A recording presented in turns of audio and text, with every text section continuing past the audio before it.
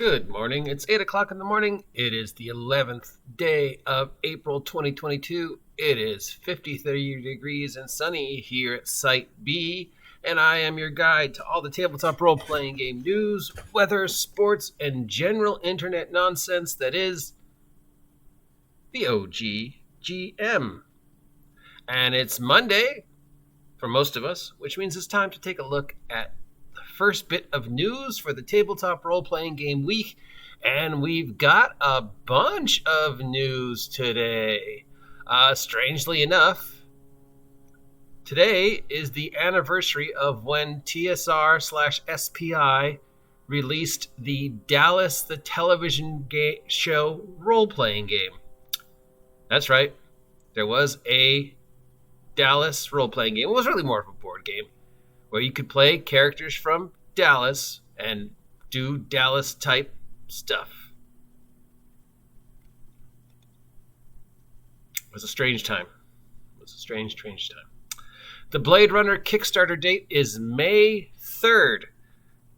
Free League has said that the product will be out by September, but the Kickstarter starts May 3rd. So if you want to get in on ground floor of what is the most anticipated tabletop role-playing game of 2022, sorry, Wizards of the Coast, it's not 5e. The Bladerunner tabletop role-playing game from Free League Publishing Kickstarter starts May 3rd. I'm sure we will have more news about that as long as going on. There is a question running around about the new starter set from Wizards of the Coast. Is Dragons of Stormwick Isle based on the 80s D&D cartoon? Do we care?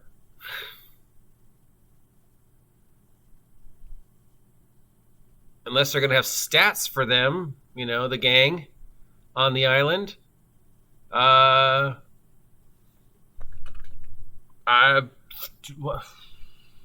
don't know why this is even news. But apparently, hey, is the Dragons of Stormwick Isle based on the 80s D&D cartoon? Are you going to give us 5e stats for the characters and Tiamat and everything else and Dungeon Master Adventure? Otherwise, I don't think anybody actually cares. Can we move on to actual news? Chaosium, makers of the number 2 role-playing game in the entire world, Call of Cthulhu, has announced a whole bunch of new stuff coming out. We've got Rivers of London coming soon. This is about magic returning to London. We've got a new book for Runecrest called the Prospedia. This is an encyclopedia of the gods of the world of RuneQuest. And we got Regency Cthulhu. It's the time of the social niceties, grand balls, romantic gigs, disappointment, and Cthulhu. So if you wanted to ever see a combination of like Brightonton on Netflix or Jane Eyre or something like that, and Cthulhu, now is your chance. Okay. Moving on to news.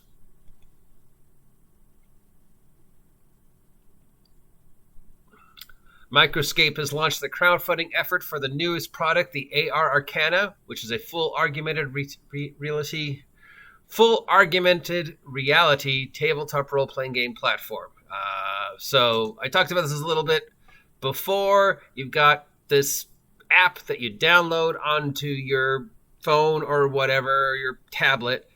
The DM builds the scenes inside the app.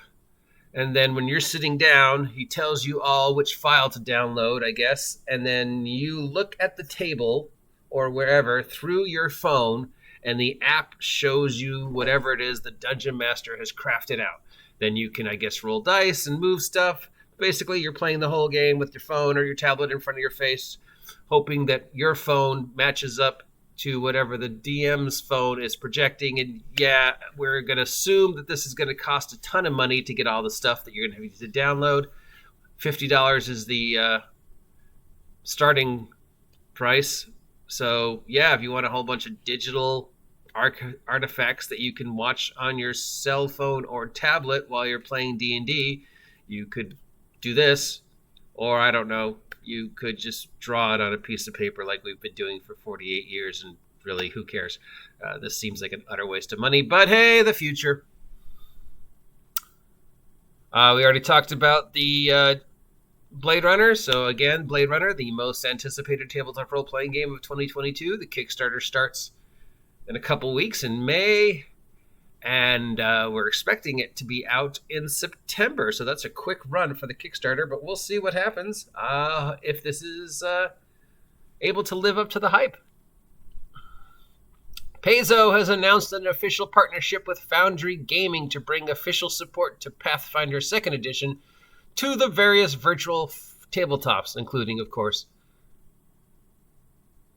Foundry, which is a virtual tabletop. So if you've been wanting to do your Pathfinder 2e game on the virtual tabletop world, it is now available. There's a couple adventures available. It should be all out and up and running by the end of May or early June. And of course, Abomination Vaults is going to be on there. We have already talked about Abomination Vaults as the Paizo first new 5e product, or the first D&D product that Paizo has done in a long time, and how that's problematic. How dare Paizo make a 5e product?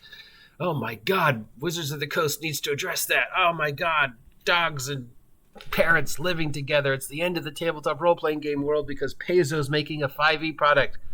No, Wizards of the Coast doesn't need to address that. Paizo's been making D&D products since day one. That's actually how they started, as a D&D company working with Wizards of the Coast until, well, that's a whole nother topic for a whole nother blog. But let's just say things did not end well between Paizo and Wizards of the Coast back in the 3.5 days. So, Paizo, Pathfinder, of course, once upon a time, number one selling role-playing game, kicked Wizards of the Coast to the curb. And now Pathfinder is the number 2 role-playing game sales-wise in the United States as of the end of Q1. So it'll be interesting to see what happens with Pathfinder 2 and Foundry and Abomination Vaults. Riverhorse Games has released the Dark Crystal adventure game as a digital PDF on drive-thru. So if you've ever wanted to play through the world of the Dark Crystal, hold on. Skeksis? Yes, Skeksis. Gelfling. Okay, there was my horrible Dark Crystal. We have that out. There was a physical edition that came out previously this year. This is a PDF. I don't know if the physical edition is still available. It probably is. The PDF is $28 for the Dark Crystal adventure game. WizKids has found another way to take your money. We have a Demi-Lich life-size replica foam skull model based upon, of course, a Sarasak, the original Demi-Lich, or however you pronounce his name. He can position 2 ways, lying down or raising up on a whirlwind of dust. This is $420. $420 for a skull on a stand. That could be a Demi-Lich. It does have some fake gems for eyes, and it looks like the teeth are supposed to be gems, but basically it is a Halloween skull on a stand for $420. It doesn't, I don't know if it doesn't light up, doesn't make noise.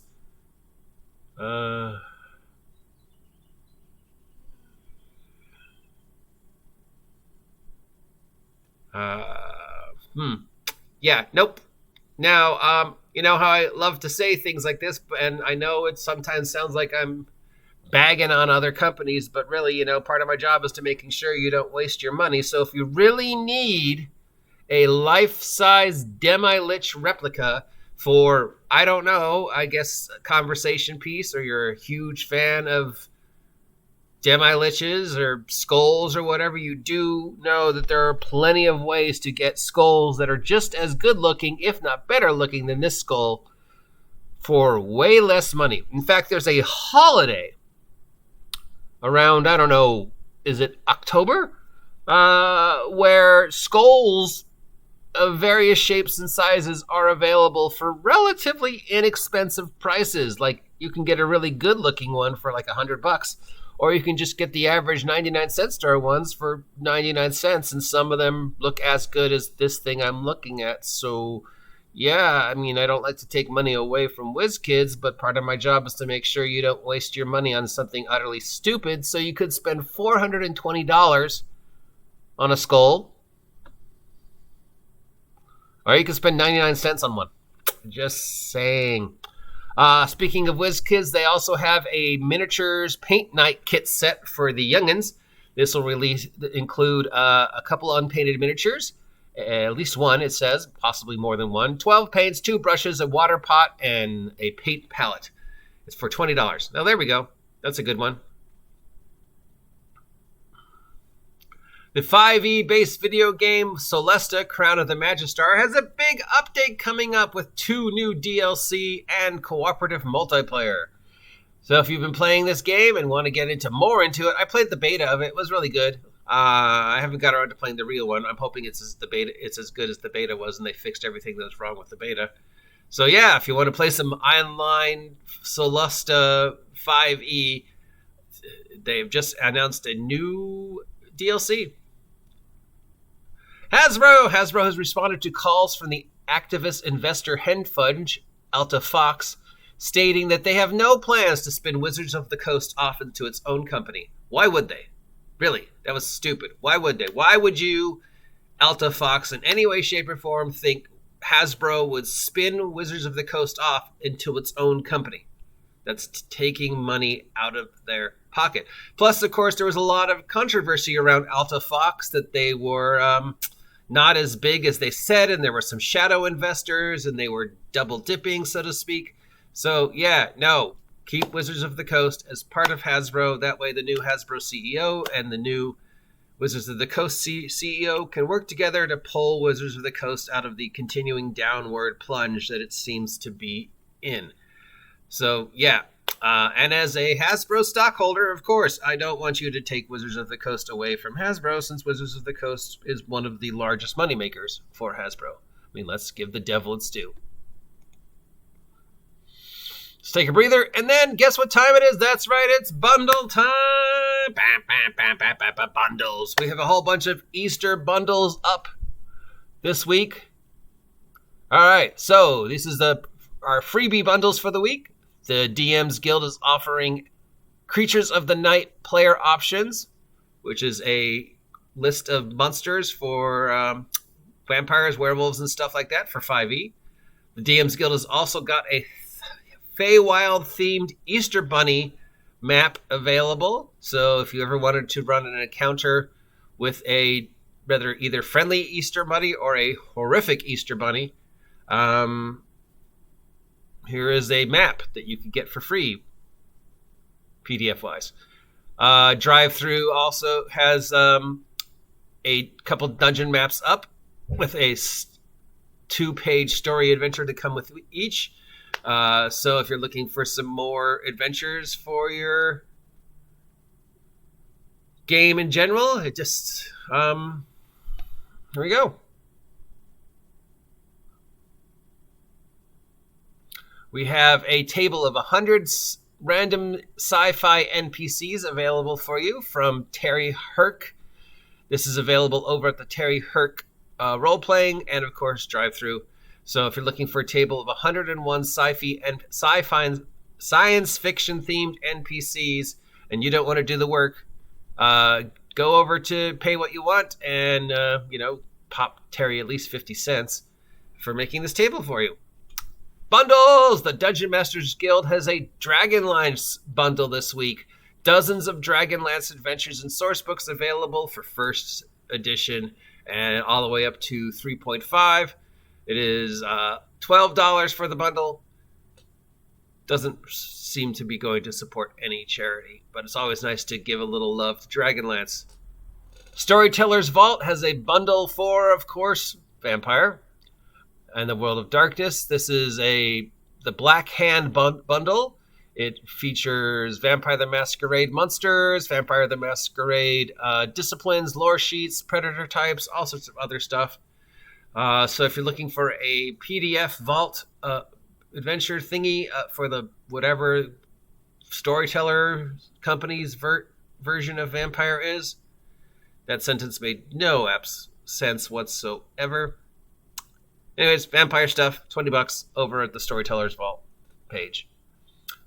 The Fantastic Adventures Mega Bundle from Elven Tower features 25 adventures for 5e, ranging from 3rd level up to 20th level. It's $40 for this bundle, and it's available on the Fantastic Adventures site.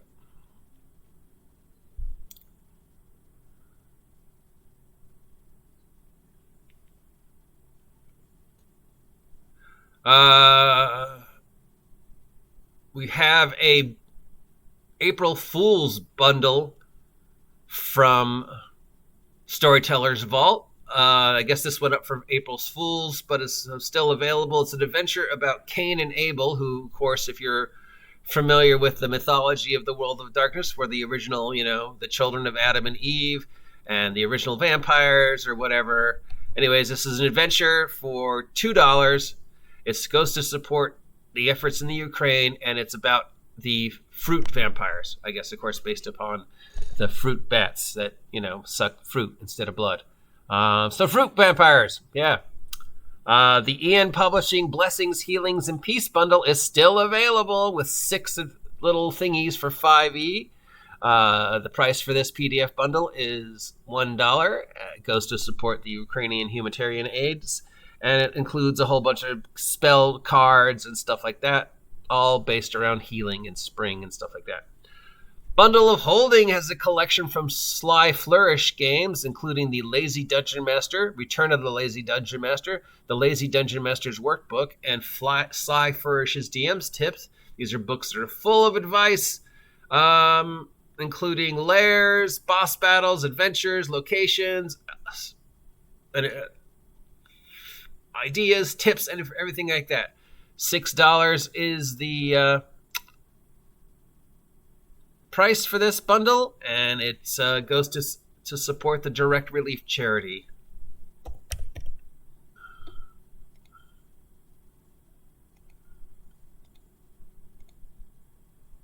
Mofidus is 2 bundles up for the Conan adventure. One is the Conan Essentials bundle, which features all the core rules for the Conan Ages Adventures 2D20 role-playing game from Mofidus. And then we also have the Conan Careers, which is a series of books about player features for both Conan's Age of Conan and Conan Exiles. These are all Conan-themed stuff from Mofidus. Each bundle's about $10. It goes to the charity Roles vs. Evil, and looks like that's up at Bundle of Holding. Crucible 7 has a Bundle of Holding featuring steampunk role-playing game Victorian, and everything that was ever made for the steampunk role-playing game Victorian. This is considered by many to be one of, if not the best steampunk RPG. So if you want to find out the secrets and mysteries of the steampunk RPG world, you can't do much better than Victorian. $13 for the PDF collection goes to support the Children's Health Foundation. Crucible 7 has a Warhammer Age of Sigmar Soulbound bundle up at Humble Bundle. This concludes everything that has been made available for Warhammer Age of Sigmar. Minimum price is $1, and it goes all the way up to $20 for the highest tier, which includes a whole bunch of stuff for Warhammer Age of Sigmar, including DM screens, bestiary, stuff like that. This goes to help the Children's Health charity. And the Equinox bundle is still over up at Bundle of Holding. This is the role-playing ebooks from Vagrant Workshop, taking place in a mystic galaxy. $13 for the core collection, and then there's a bonus collection that includes 2, 4, 6, 7 more adventures for Equinox. So if you're ever interested in playing the obscure role-playing game of Equinox and want a mystic-based space game, that bundle's available over up at Bundle of Holding. And that apparently is all our news for this week. We have the announcements of stuff from Chaosium. We have a whole bunch of bundles. We've got some news regarding stuff. And then, of course, is Dragons of Stormwreck Isle based on the 80s D&D cartoon? And unless it features all the stats for Venger, Dungeon Master, and the gang, I don't think anybody actually cares. Though the book, those 3 starter sets that Wizards has put out for 5e are all pretty good, though. I mean, the first one had Mines, Fendelhaven, or whatever it's called, which is still considered one of the best 5e adventures. The second one had Dragons of Icespire Peak, which is a good adventure. This one is obviously going to have an adventure called Dragons of Stormwick Isle. You can't go wrong with island and dragons. I mean, so yeah, this is a good gift to get either the beginning dungeon player or somebody who's a collector and really wants to get. It's weird that some of the best Wizards of the Coast adventures for 5e are the 3 starter adventures. On the other hand, people seem to have completely forgotten Strixhaven. Oh no. Anyways, I've bagged on Wizards of the Coast enough today. If you're interested in this news and want to hear more, let me know. Like, share, subscribe, support, all that other stuff that, makes poor little YouTubers like me very, very happy. If you haven't subscribed yet, please subscribe. Until next time, I've been the OGGM. I hope you appreciate the words that are coming out of my mouth. And, of course, get off of my post-apocalypse dystopian flying car future, you damn kids and your damn replicants. I'm a most anticipated role-playing game of the year.